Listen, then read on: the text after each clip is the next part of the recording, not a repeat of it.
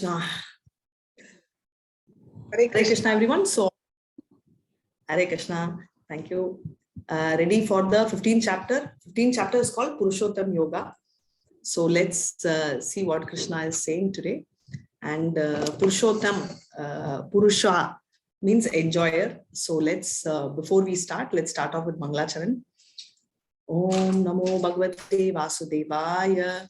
Om Namo Bhagavate Vasudevaya. Om Namo Bhagavate Vasudevaya. Hare Krishna. Om Ajnanatimrandasya Jnananjala Chalakaya Chakshur Militam Yena Tasmai Shri Guruve Namaha. Shri Chaitanya Manobishtam Snapitam Yena Bhutale Swayam Rupa Kadamaya Dadati Swapadatikam. He Krishna Karuna Sindhu Dina Bhakto Jagatpate Gopeshu Gopika Kanta Radha Kanta Namastute Tapta Kanchana Gaurangi Radhavaneshwari Vishabhanusute Devi Pranamani Hari Priye Mancha Kalpatarupyascha Kripa Sindhubhya Evacha Pavanebhyo Vaishnavebhyo Namo Namaha. Shri Krishna Chaitanya Prabhu Nityananda Shri Advaita Gadadhara Shri Vatsali Gaura Bhakta Vrinda.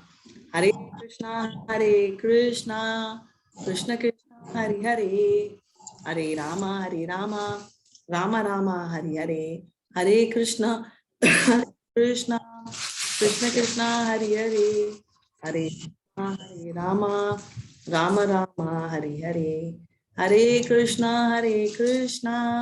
Krishna Krishna Hare Hare Hare Rama Rama Hare Hare. Hare Krishna. And today we are starting Purushottam Yoga. Whoever wants to read can have your hand raised. So Purushottam Yoga means yoga of the Supreme Person. That's why Purushottama is the Supreme. 14th chapter we saw the three modes, right? Mode of goodness, passion and ignorance, and how these modes play a major role in the in our lifestyle, right? And also liberating and conditioning of the living entity because of the modes, and also describing the binding of the pure soul, the three modes, how they bind.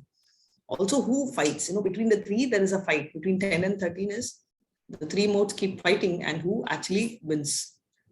And that's, of course, in your hands, all our hands, though. And action and death within the modes. What happens when someone acts in that mode or dies in that mode? And transcendenting the mode, how do we how do we manage to get over the modes, right? Now in 15th chapter, it's a very small chapter.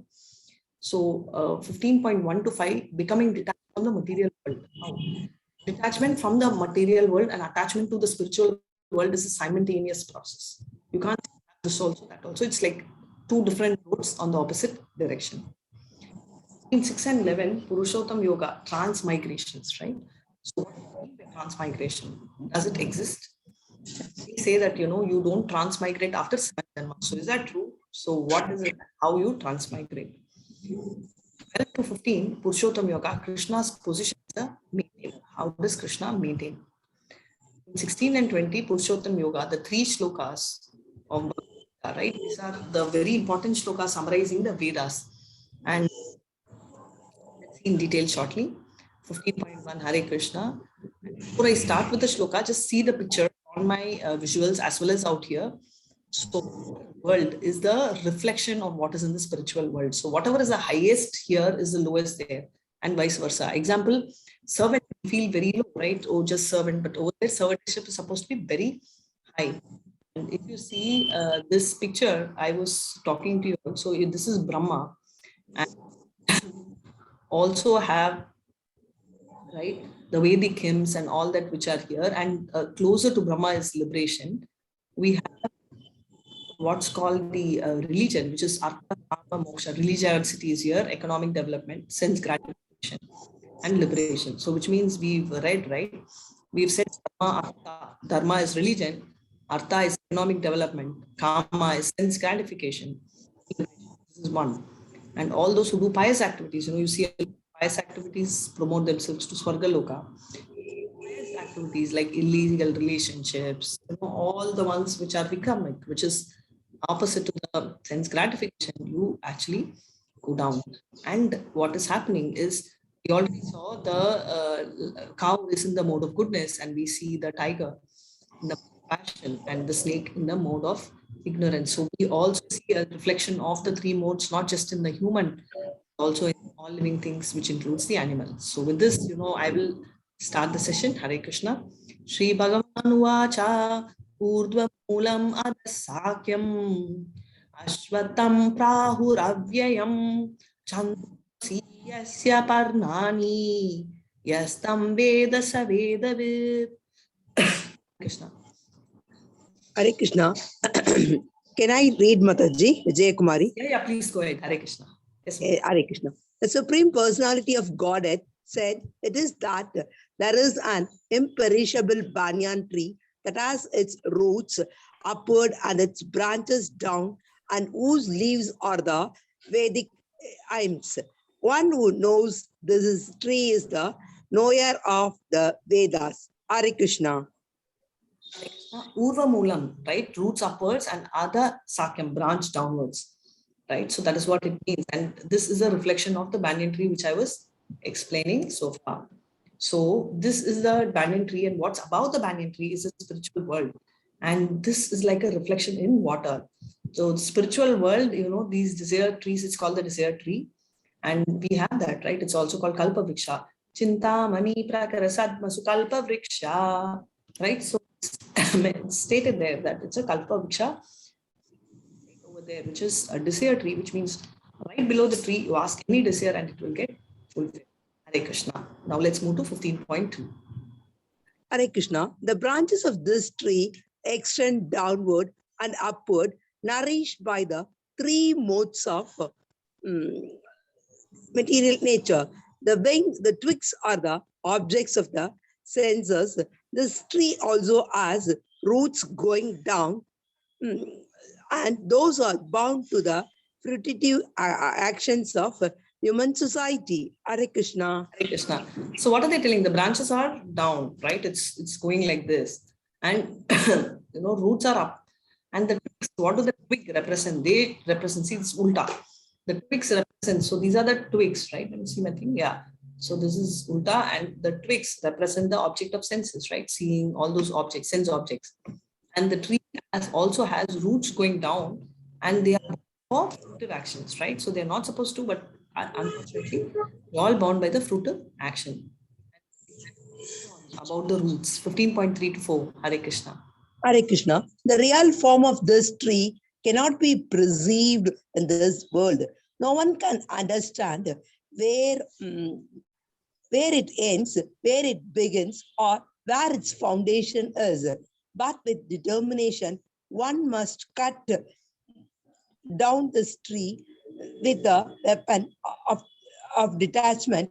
So doing, one must seek that place from which, having once gone, one never returns, and there surrender to that supreme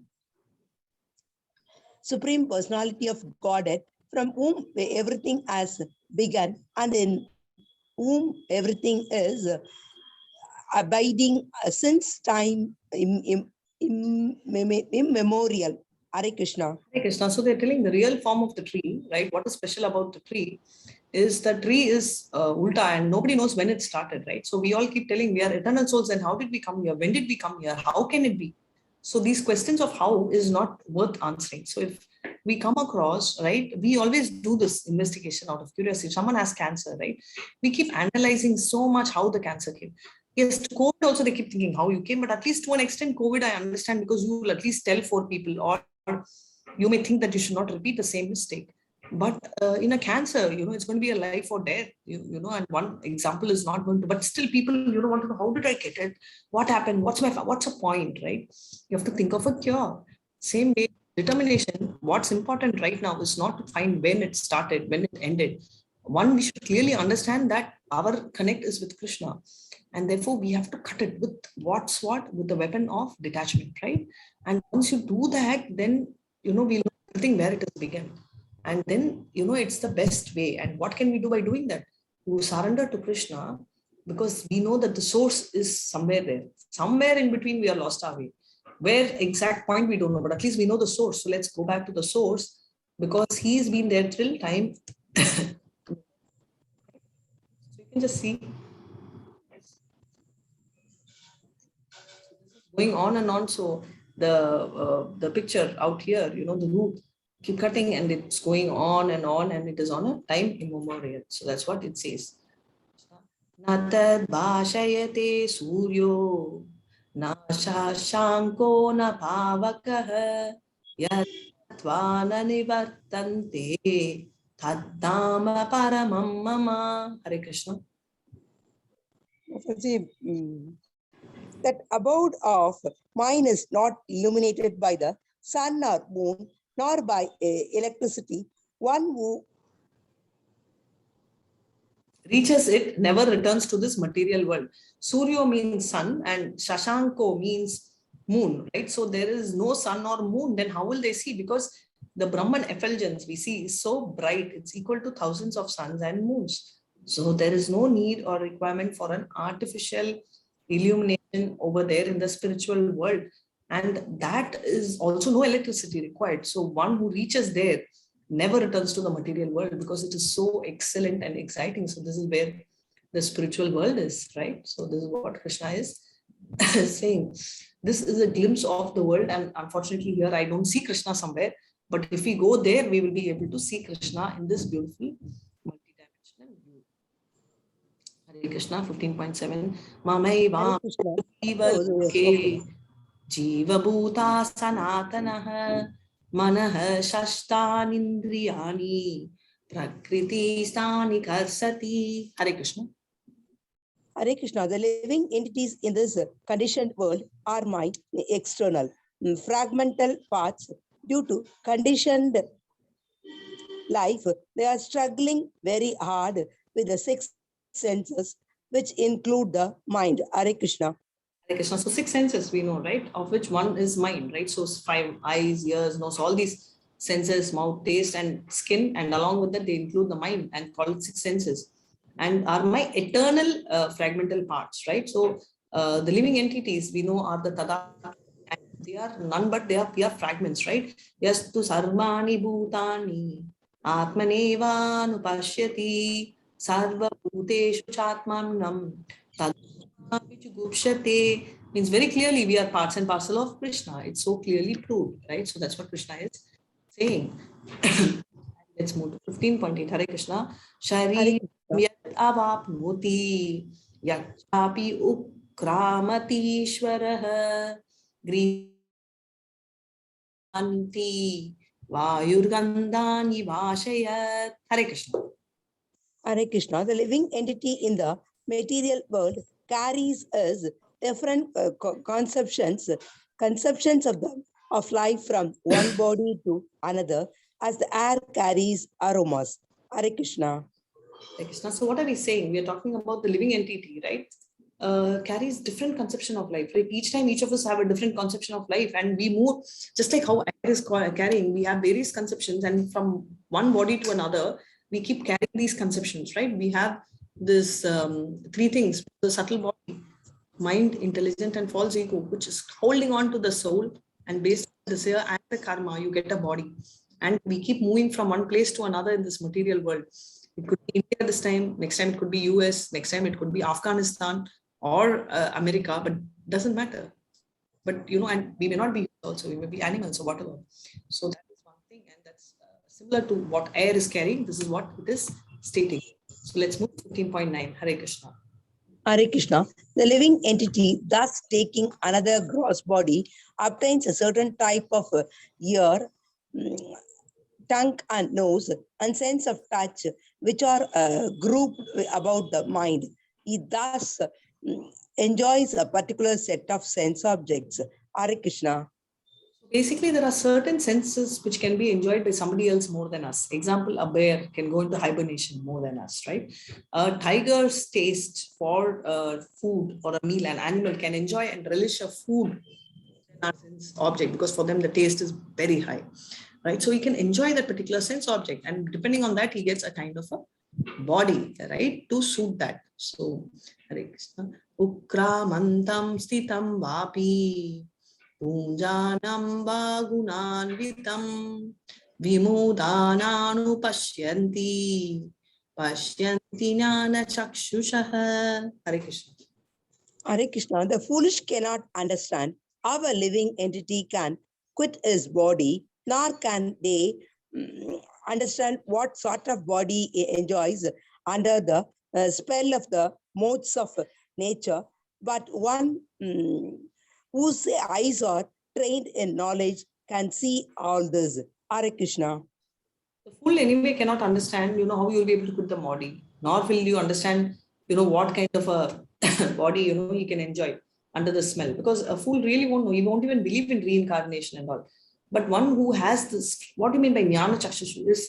Chakshushu is eyes and jnana means intelligence. So somebody who's having jnana, which is knowledge, right? Eyes of knowledge, trained in that, will be able to see all this. Otherwise, foolish will tell whether I am born or not.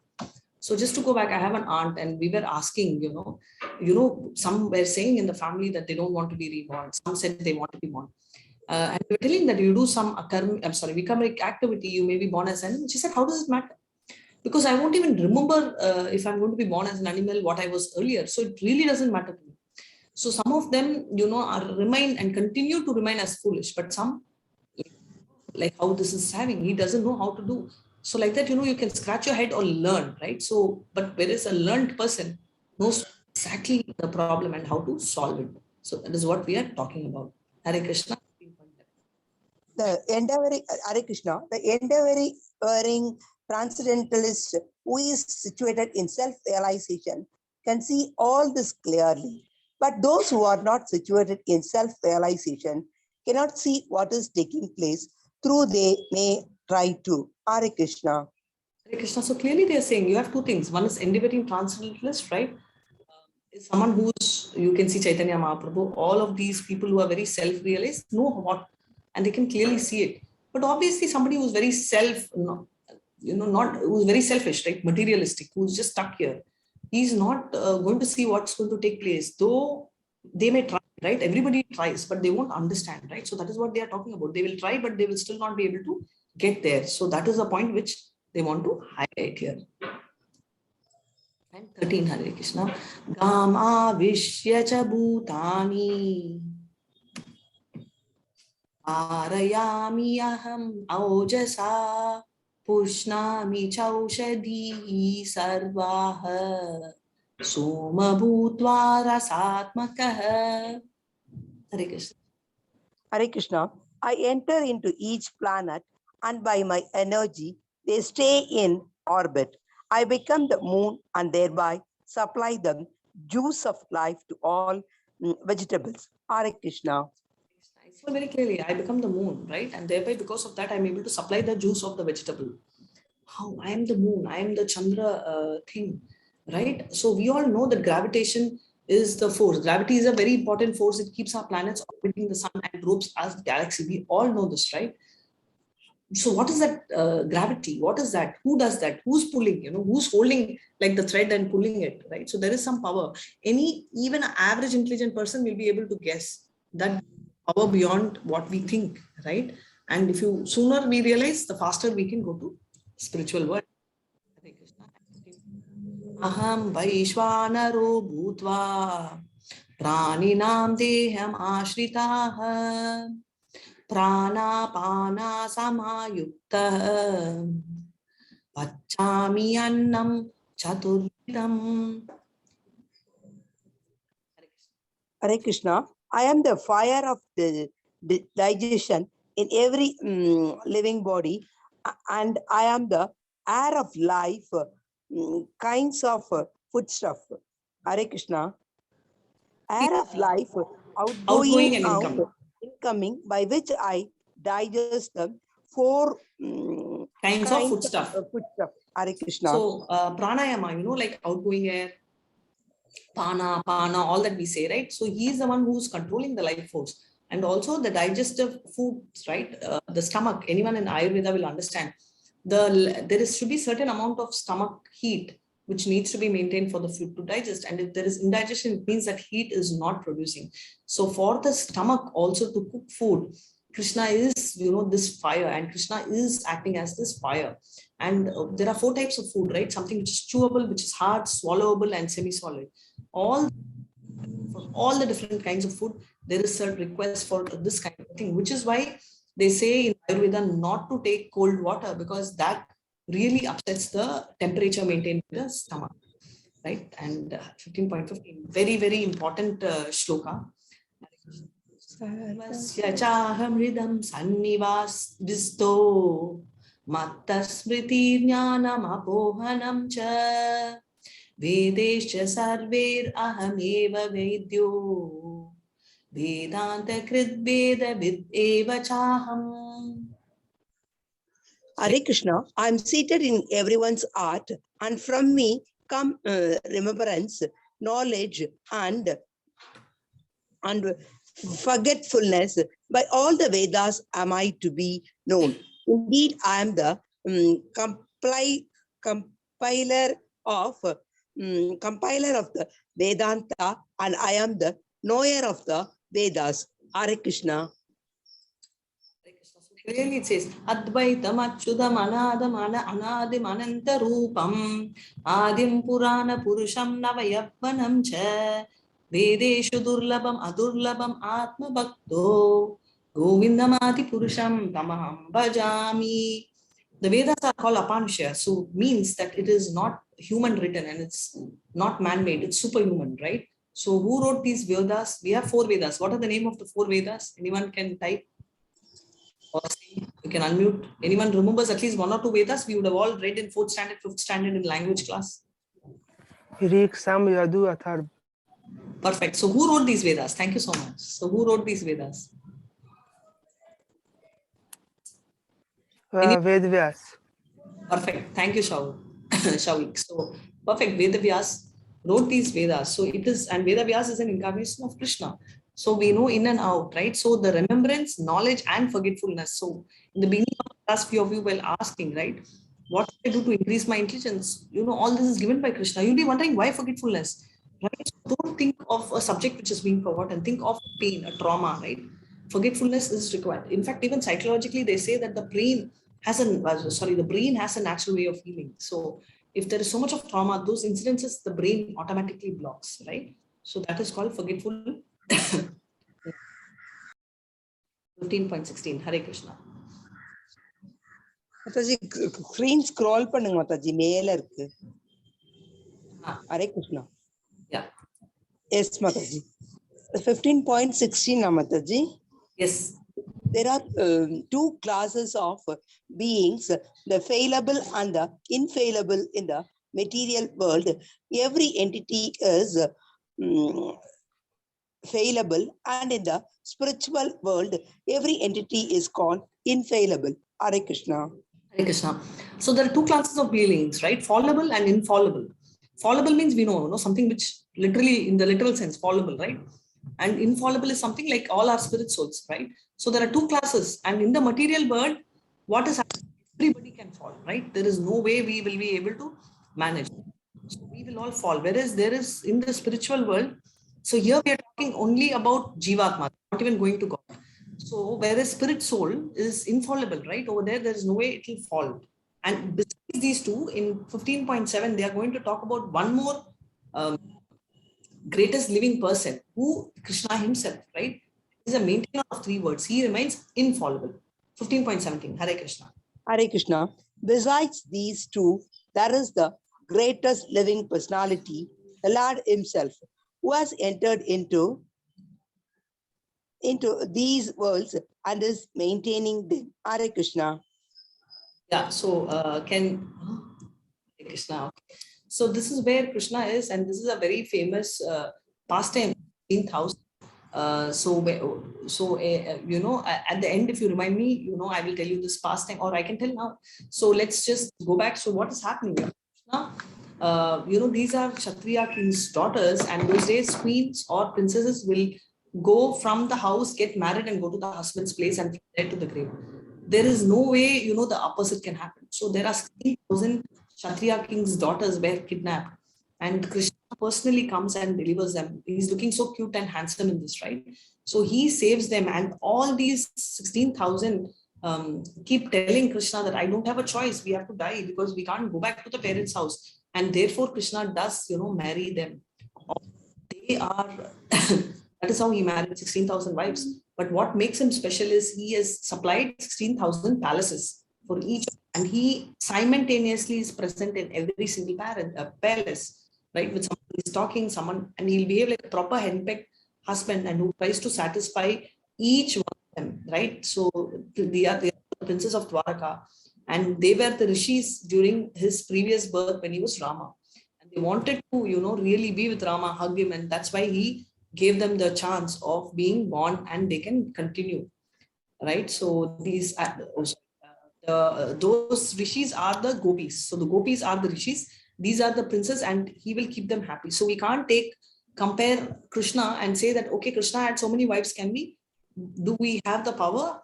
Krishna at the age of 7 was, able to lift the Govardhan hill, and much younger, at the age of 6, he was actually dancing on the hood of Kalia, which had so many hoods, so many heads. So can we even touch a snake? No, right?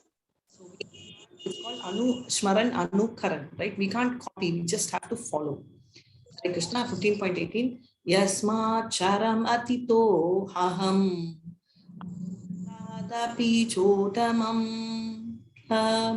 atosmi lokavandhecha atitaha purushotamaha. Hare Krishna, because I am transcendental beyond both the fallible and the infallible, and because I am the greatest, I am celebrated in the world and in the Vedas as that supreme person. Hare Krishna. Hare Krishna. Krishna is not only great in this material world, but he's also great in the spiritual world. He's also great in both the worlds, right? Material world and the spiritual world. Material world is 1/3 and spiritual world is 3/4. And in the Vedas also he is considered as a supreme person. So that's a speciality. Now we have Vishnu and we have a lot of them, right? We also have Shiva sitting here. So all of them are paying obeisances to Vishnu form of Krishna. Now,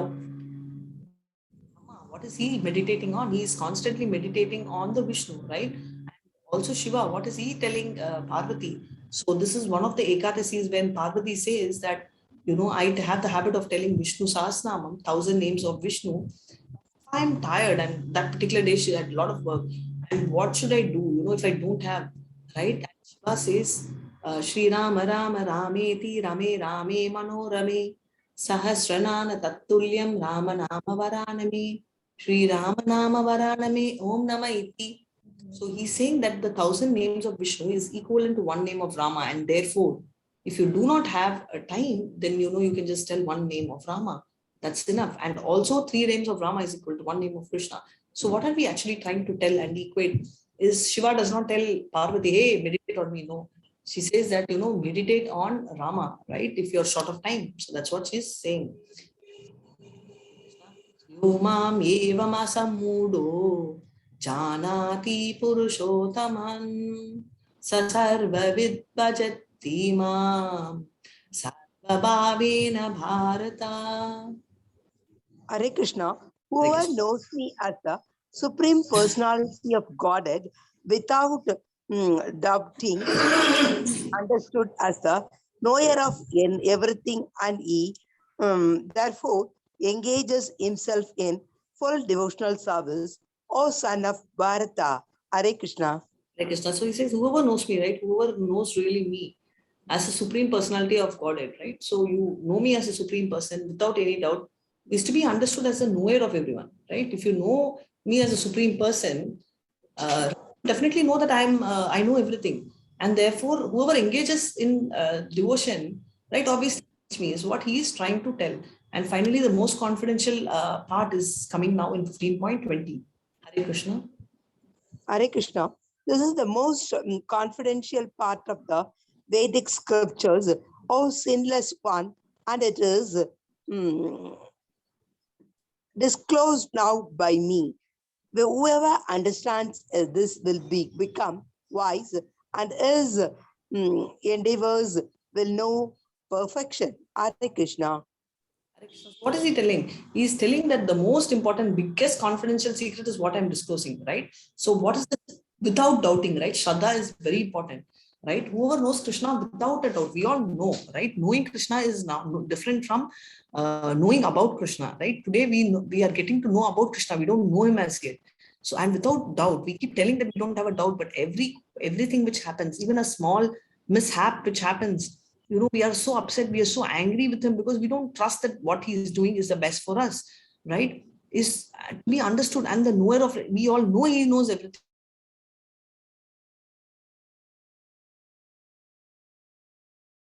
The biggest thing, and that's a most confidential secret, which, and such a person will reach the highest perfection.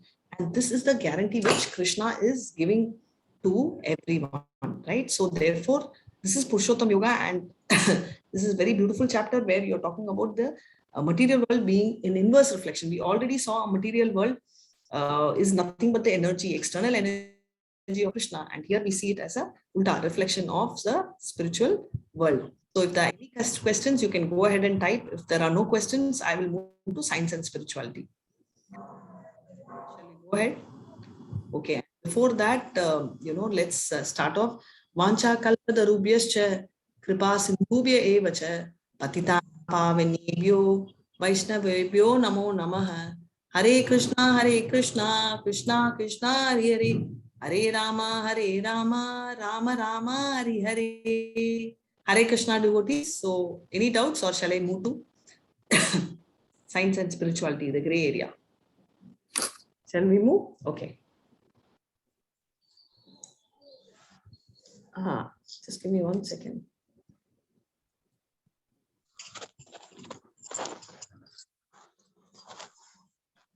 Are you can you see my screen?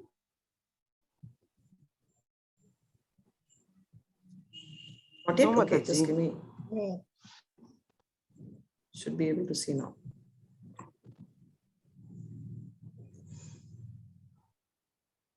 Let me know when you can see the screen.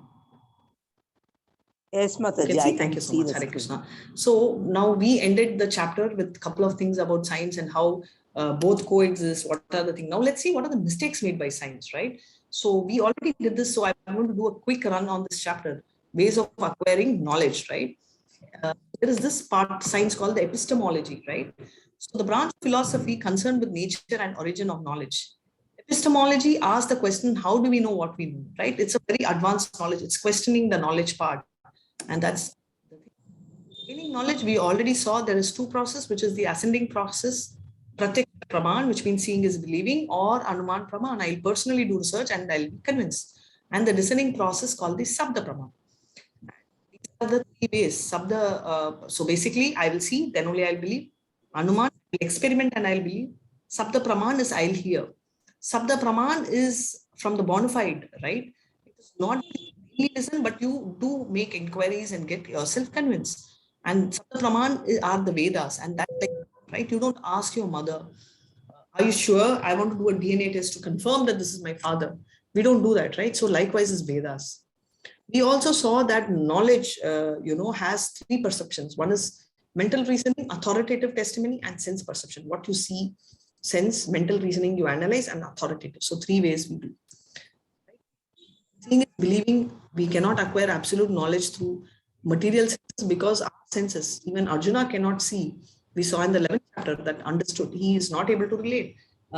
He needed Jnana Chakshu, right? He wanted special coolers to see Krishna's spiritual form, and Sanjaya also.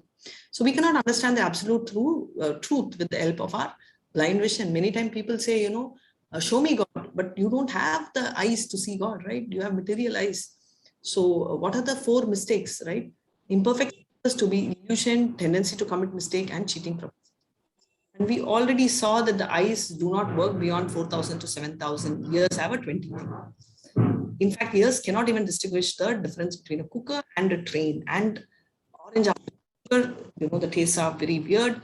Skin is touched with warm, hands appear cool, vice versa. So anyone knows swimming, they will relate this so much. If the climate outside is so cold, you feel lukewarm, and vice versa. Eyes, we have seen optical illusion. We can't tell whether she's young or old, and tendency to commit mistakes, right? And brain was once upon a time considered as a cooling agent. And we also saw the cheating propensity. I hope you all Googled this last time when I told the pit down, right? How he established. So theory of man coming from monkey is, it's true, then how both coexist? Because we are talking about one vanishing, so monkey should not exist. It may have been, yeah, so hypothesis is always, we have hypothesis 1, 2, 3. It's not like fixed. Neti. No, this is not right. No, this is not right. So probably this is right. So then that leaves us with what's called the Sapta Praman, which is hearing from a bona fide person. And in February 14, 1990, Voyager space probe, right? We are aware of this. And we also saw the distance it took.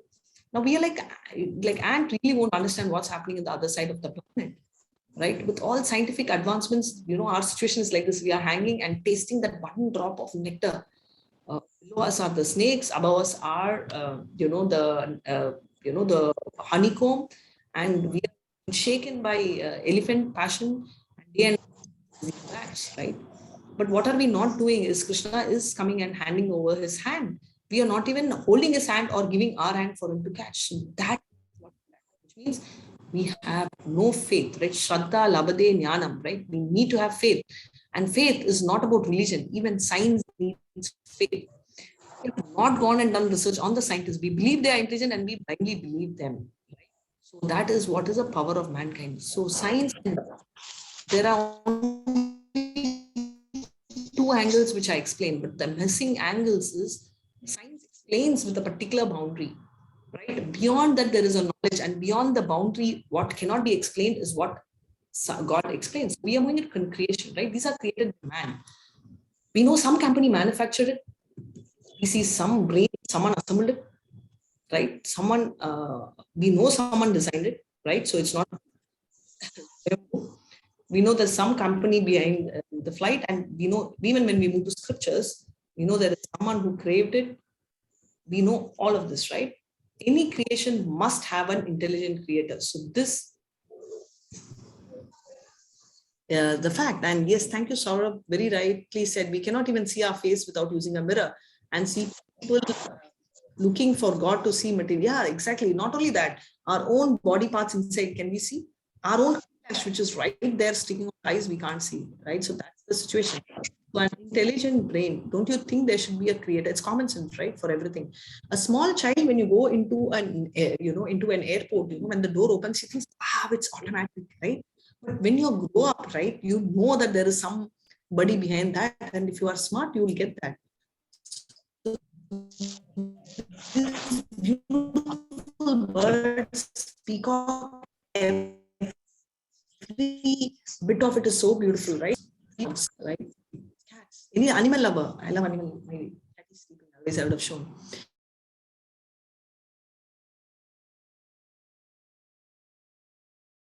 Because the dog will feel very insulted. We are very close to the loyalty of a dog.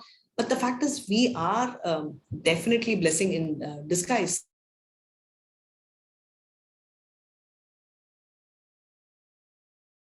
It's equal to more than information in all the libraries in the world that one brain can put into it. It is made up of trillion brain cells, and each one of it is so powerful, right?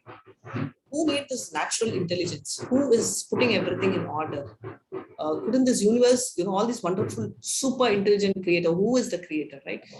If you think strongly enough, you'll be forced by science to believe in God. So it's not science, it's not God which may forces you to believe. It's even science, and anyone who has a little bit of intelligence will know. The entropy, randomness of the universe is continuously increasing. I want to touch physics, second law of thermodynamics. Evolution of the species means constant and steady increase in order and complexity. The amoeba to man idea, right? The second law disapproves that, right? So let's see certain things. Overwhelming, strong proofs of intelligent and benevolent design lie around us. The idea is nonsensical that I cannot put into words. Why? The most primitive cell may require hundreds of things, yes, but for one to become complex, is it possible just like that? Right? So So these are the top scientists, right? Some of the names you know: Copernicus, Copernicus, yeah, correct. Copernicus, Kepler, Robert Boyle, Newton, Faraday, all Pasteur, all your flashback of school is coming in your mind, right? Planck, right? Ramanujam, all of them. Did the fall due to gravity before Newton? Because Newton discovered gravitation, but prior to that also Apple fell, right? So science, free creation of concepts accounts more than one theory can account for the same data. That's all this hypothesis. Which theory is true? If Newton mechanics and theory of relativity, is that true? Use different notions to account falling of apple, because each of them have a different thing. Relativity is different, right? So all this, have a completely different answer, right? So that is where science is. Therefore, science will enter spirituality. Let's see what's the time, and we can. What's the time? Do we have time, or we can do science enter spirituality tomorrow? We'll do that tomorrow. Yeah. So what's it? Okay. So therefore, what is happening? So finally, the science will enter spirituality, and that part of it we'll see tomorrow. So tomorrow is the 16th day, 16th chapter. Along with that, we'll see science enter spirituality. Is there any questions you have, or I've been thinking for a long time? I've never told you a story, and I've decided I'm going to tell you all a nice story. Shall we go on a story? So now I'm going to talk about, a story of Bilva Mangala Thakur, right? So what is the story? So story of Bilva Mangala. Okay, let me just go. Just sorry, just 1 second.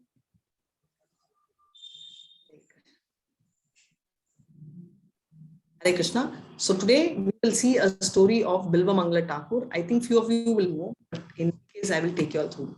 So what is the story of Bilva Mangala Thakur, right? Bilva Mangala Thakur is, was someone who was born in a very nice family. And what happened is, he is someone who has a lot of desire for opposite gender. So he actually was very much attracted by a prostitute called Chintamani. And therefore, Chintamani is a prostitute whom he used to go every day. And that day was his father's funeral, and he did not spare. He still wanted to meet her, and it was pouring like anything. It was so heavily raining, and he tried so many ways, and roads were fully flooded. And those days, you don't have another locomotive. So he came walking. And since their roads were flooded, he got hold of something like a wood, which he can't relate, but he held that wood, and actually he just didn't realize it was a dead body. And he held that dead body to cross over the lake. And after that, there were so many thorns, and his leg was completely hurt, but he didn't bother. He still was continuing his focus to Chintamani. After a very long time, he went and he goes and meets Chintamani, and she never even expects him to come. And prior to that, there is a huge wall, and he does not know how to jump over the wall. And therefore, he takes a dead snake and thinks it's a rope. His focus is so unalloyed that he just goes and puts that and jumps.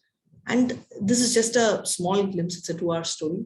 So you can imagine what are all the issues which he had. And that was the day when his father died. I'm reiterating that again. And he went to see this prostitute Chintamani. And that lady, when she opened the door, she was stunned. She says, "Oh my God, I didn't expect you to come." And for a moment, she said, had you put so much of involvement in Krishna, in Vishnu, you would have reached Parandama, right? So you'd have reached his ultimate abode. That word hit a bell on his head, and immediately decided that he will not continue this anymore. And he stopped, and he started taking a U-turn and follows the road back. So on his road back, he just realizes that how nasty he was. He has seen, not even bothered, it's a dead snake, and yeah, right? You won't feel like touching it. And he has managed to jump the wall with that. And then he still walked, and he sees the dead body, and he was shocked, because that dead body, which he never realized was a log of wood, this happened to be the dead body of his wife. She could not take the pain and trauma, and she had sacrificed her life, right? On that day also, imagine his going, and that really made him off. And after all this, he goes and lands in a village. Over there, Brahmins are taken care. So there is this Panchayat head who takes him home. And this Panchayat head, after taking him home, serves him nice food through his wife and all that. And he again, I told, right, he's very sexually attracted. So he will see his wife and get very disturbed. And even the wife notices that he's not, women can make out the looks are weird. So she feels so uncomfortable and she complains to the husband. The husband says, just do whatever you have to serve and move. And once he calls the wife and he requests her for a pin, right? And he himself because he feels that sense. And that's what they say. Please don't do or try this. This is just a very exalted devotee. Blindfolds himself because he does not want to be tempted. And then he moves on. And anyone who is born blind is different, but anyone who becomes blind is not going to be easy. So he has a challenge, and therefore he becomes blind, and therefore he carries, he struggles, and he brings the, he literally, Krishna is holding him. Can you see? He falls in a pit and Krishna carries him and delivers him. And he goes on and he struggles. He struggles so much, and finally Krishna is so sweet that he delivers him, and he says, hey, you can be independent. I'm going to leave you and go. And he leaves his hand, and Bilva Mangala Thakur says, Krishna, you can leave my hand and go, but you can never leave my heart as Paramatma. You're going to permanently be there. I've blocked you. Right? So that is the level of devotee. So even when Krishna says he's going to leave, he doesn't worry because he knows that Krishna will never leave him and go. Right? So this is the story of Bilva Mangala Thakur part A. And we see movies, right? Flashback, all the movies as part A and part B. So Bilva Mangala Thakur also has a part B, and stay tuned till tomorrow. Tomorrow also we will finish. It's a chapter tomorrow a little fast, and therefore I will continue this. So I hope you enjoyed the story. For me to tell the other part, or you already? Yes, Mataji. Right? So we'll see part A as to what happened and what was his previous Janma. So if there are no other questions, let's Hare Krishna, everyone. Hare Krishna so much. And today is, today onwards, we can do 108 because we are in the last 4-5 days. So instead of calculating 8 into the number of days, is that okay? So let's chant one full round, and Hare Krishna all. I will go muted, and Vijay Mataji, will you please chant one round? Yes, Mataji. Stop, Hare Krishna. You can stop the recording, Kana.